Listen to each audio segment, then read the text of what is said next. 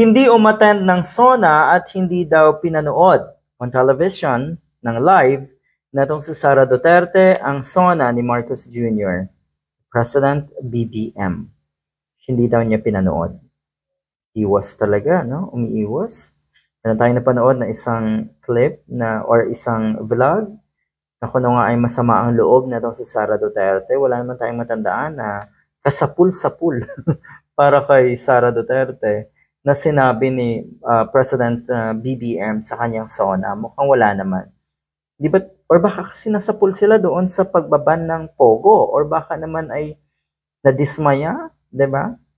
Baka sila ay nagulat na yung direktibang yon ni PBBM ay ultimong today or nung araw na yon ay effective na ibaban ang Pogo. Bakit po kayo nasasapul doon? Bakit po kayo nag-aalala doon? Yun nga, ito. Kaya din daw hindi umatanda sa Sara Duterte sa SONA ay ganito.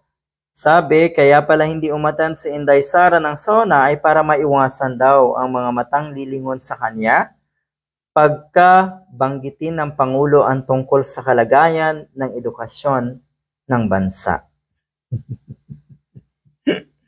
Okay. So guilty daw, sabi ng mga netizens. Kasi kung totoong meron kang nagawa sa departamentong yan, kahit ano pa man ang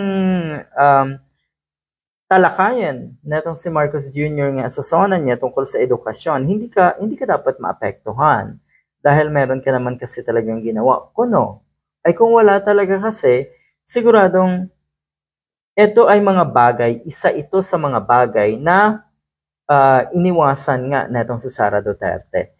Ang siya ay masapul sa mga pwedeng talakayin ni Marcos Jr. dyan sa SONA na yan. Pero anyway, sige, tapos na ang SONA. So ano ngayon? Ano na po ngayon? Kumikilos pa rin daw or nagtatrabaho pa rin naman daw etong si Sara Duterte bilang Vice President kahit wala na daw siyang bodyguard. Yon. Ang sabi ng mga kababayan natin, paawa. Ang sabi ng mga kababayan natin, pa-victim na naman at nagdadrama na naman etong si Sara Duterte. Kahit doon sa mga bagay na hindi naman dapat isa publiko. O ayun, ang sistema kasi na itong mga Duterte, patuloy yan na kumukuha ng simpatya sa taong bayan. Na ang ibig sabihin, ayaw na ayaw talaga nilang bumitaw sa kanilang mga pwesto. Greed of power na matatawag yung kanilang pinakahangarin. Kaya patuloy sila na aligaga at naniniguro na naandyan pa rin yung kanilang mga taga-suporta. Good luck.